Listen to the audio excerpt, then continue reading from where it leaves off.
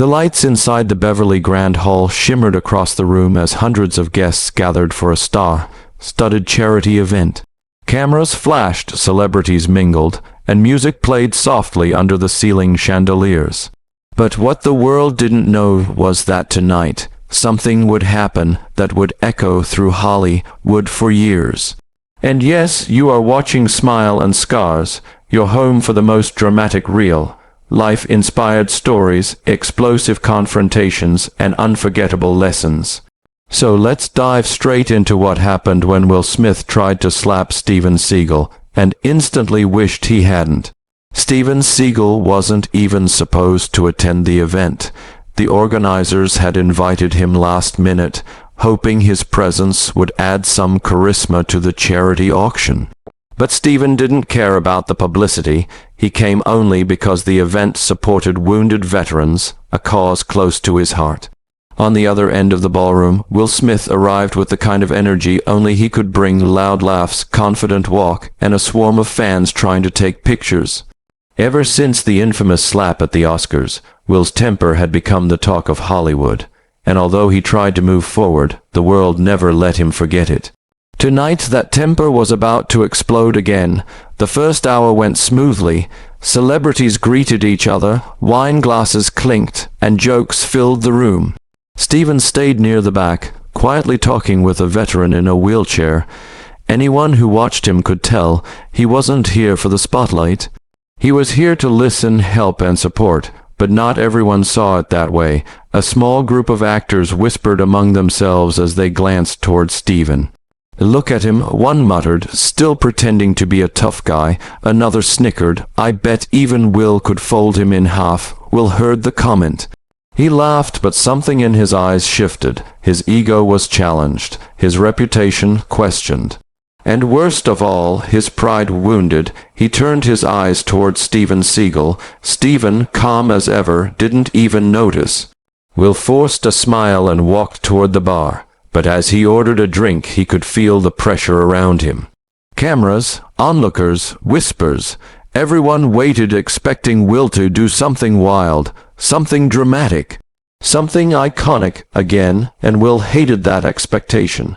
The pressure made him reckless. Minutes later, the host announced a short break before the charity auction.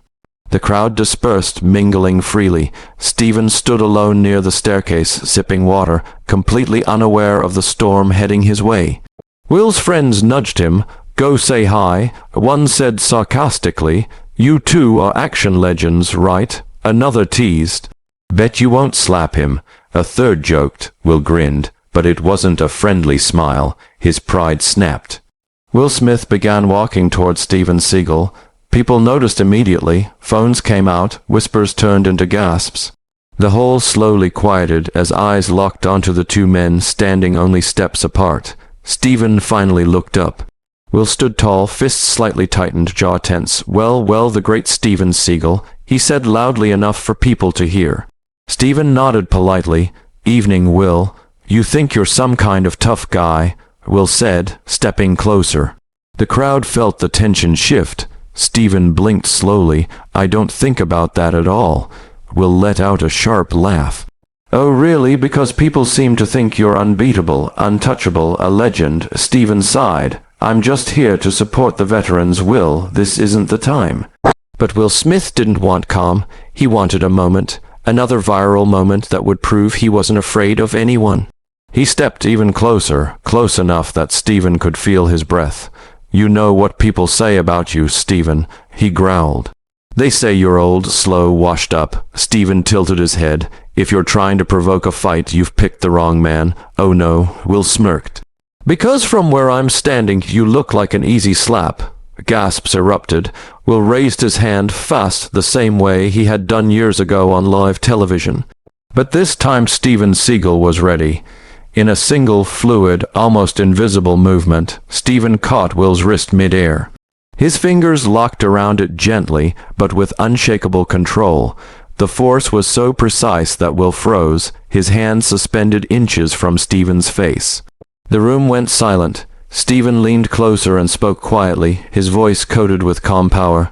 "You don't raise your hand to me, Will. Not in anger, not in ego, not ever." Will tried to pull his hand back, but he couldn't. Steven's grip wasn't aggressive, it wasn't painful. It was simply absolute control, the kind of control only a master with decades of discipline could perform. Will's eyes widened. Steven rotated his wrist just slightly, redirecting the attack energy backward. Will stumbled, nearly losing balance, and Steven caught him by the elbow, preventing him from falling. "You're not my enemy," Steven said, "but your ego is." The crowd whispered in astonishment. Will's friends were speechless. Steven released him gently, and Will staggered backward, shocked, embarrassed, and humiliated. But the moment wasn't over. Will, red-faced, anger burning through him, clenched his fists again. He wasn't done. His pride wouldn't let him walk away. "You think you can embarrass me?" Will shouted. "You think you can just—" Steven raised a hand calmly. "I didn't embarrass you," he said softly. "You did that to yourself." The words hit harder than any punch. Will lunged forward. The crowd gasped. Steven moved an inch to the side, redirecting Will's momentum and placing a single palm gently against his shoulder. Using only leverage and timing, he guided Will off balance, sending him stumbling into a table, without Steven ever appearing violent. It was effortless, smooth, precise. The room erupted, some shocked, some amazed, some laughing nervously. Will's ego shattered on the floor. He pushed himself up, shaking with rage. "This isn't over," he screamed. Steven looked at him with pity. "It never began," he said. Security rushed in, but Steven raised a hand. "It's fine," but Will, humiliated beyond measure, stormed out of the hall, breathing hard, his pride bleeding like an open wound. However, what Will Smith did next outside the hall would take this confrontation to a whole new level. And Steven Seagal would show him something he never expected. Something no camera inside the ballroom captured. Something only the two of them witnessed. And that moment becomes the real turning point of the night. And that, my friend, Will Smith pushed open the doors of the Beverly Grand Hall with so much force that the metal hinges rattled. He stepped into the cool night air, breathing heavily, his chest rising and falling with a mix of anger, humiliation, and confusion. The sky above Los Angeles was quiet, but inside Will's mind, a storm raged violently. He paced back and forth near the fountain outside the entrance, replaying the confrontation again and again. Steven Seagal's calm face, his effortless movements, the way he redirected Will like he was nothing more than a child throwing a tantrum. And worst of all, the eyes of hundreds of people watching him lose control. Will ran his hands over his head and let out a long, shaky breath. "How did he do that?" he muttered. "How did he stop me like that?" His heart hammered in his chest, not from fear but from the realization that something was deeply wrong within himself. He wasn't that man, or at least he didn't want to be. But tonight proved something he couldn't deny any longer. He had become unpredictable, unstable, ruled by pride instead of reason. His thoughts were interrupted when the large doors behind him opened again. Footsteps, slow, steady, measured. It was Steven Seagal, but he didn't approach with anger. He didn't come out with security or with threats. He walked calmly, hands behind his back, his expression unreadable. Will stiffened. "You here to lecture me?" Steven shook his head. "No," Will scoffed. "Then why follow me?" Steven stepped closer, stopping a comfortable distance away, not imposing, not intimidating, just present. "Because you're hurting," Steven said quietly. Will looked away, jaw tightening. "I'm fine, you're not." Will clenched his fists again, but this time Steven didn't move. He didn't react. He simply watched like someone observing a wounded animal that might lash out. "You know what I saw in there?" Steven asked.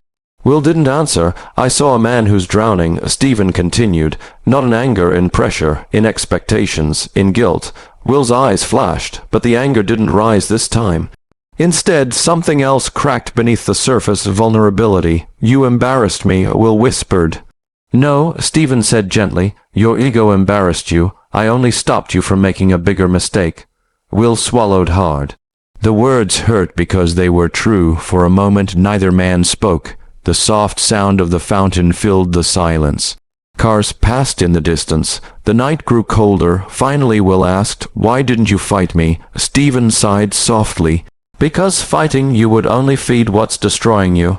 Will looked up, confused. Steven continued, "A real martial artist knows when not to fight. You wanted a clash. You wanted to prove something, but that something wasn't strength. It was pain dressed as pride." Will's breath caught. Steven stepped closer, but his voice remained low and controlled.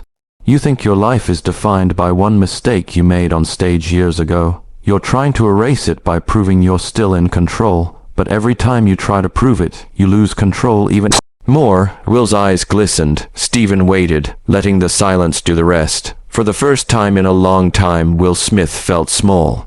Not because Steven made him feel weak, but because Steven saw straight through him. "Why do you care?" Will asked softly.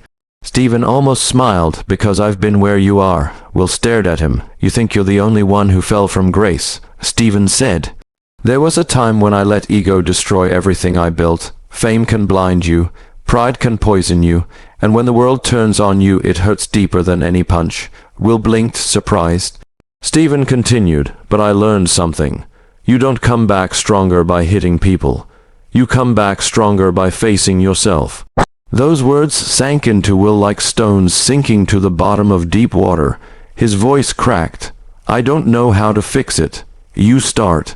Steven said, "By stopping the fight with everyone else and starting the fight with the man in the mirror." Will sat down on the edge of the fountain, elbows on his knees, hands shaking slightly. Steven sat beside him, not close enough to crowd, but close enough to offer silent support. For nearly a minute, Will said nothing. Then he rubbed his face with both hands.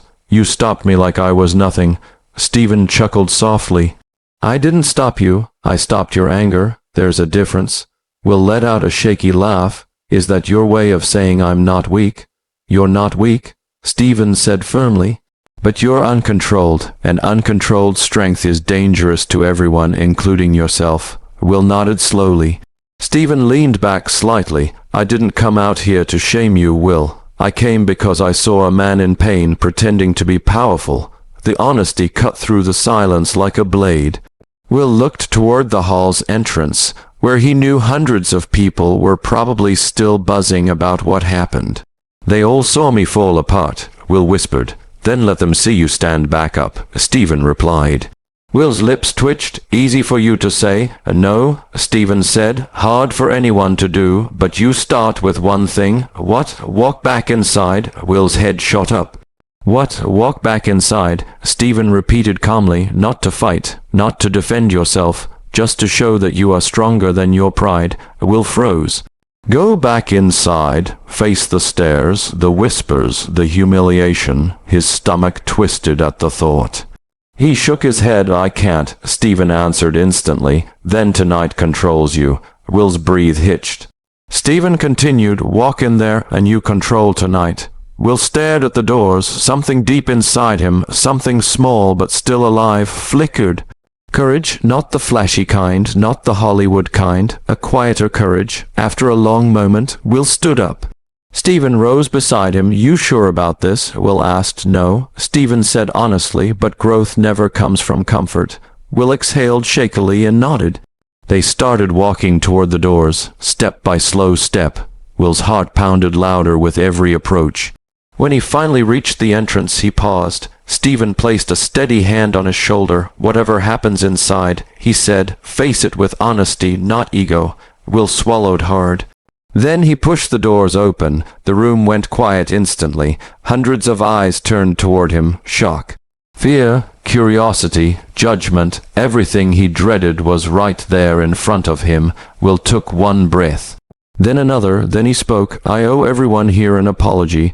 The hall fell completely silent. "I let my emotions get the better of me. I acted out of pride, not sense." And Steven Will turned toward him. "You didn't embarrass me. You reminded me of something I forgot. Control." Steven nodded respectfully. Will continued, voice steadying. "I won't pretend I'm perfect, but I can choose to be better starting now." The room remained quiet for a moment.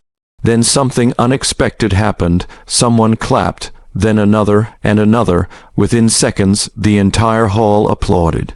Not mockingly, not sarcastically, but respectfully. Will breathed out in relief. Steven leaned closer and whispered, "That took more strength than any slap." Will smiled genuinely for the first time that night. "You taught me something tonight," he said softly. Steven placed a hand over his heart. "You taught yourself." The applause continued, filling the room with warmth. Will stood there, shoulders relaxed, breathing easier, lighter. For the first time in a long time, he felt human again. Real, grounded. Later, after the event ended and people began leaving, Will approached Steven one last time. "Thank you," Will said quietly. Steven smiled. "Just remember, the strongest man in the room isn't the one who can throw the hardest hit." Will nodded. "It's the one who can stop himself from hitting." Steven grinned. "Exactly." The two men shook hands, not as opponents, not as rivals, but as two flawed human beings who understood a piece of each other's journey.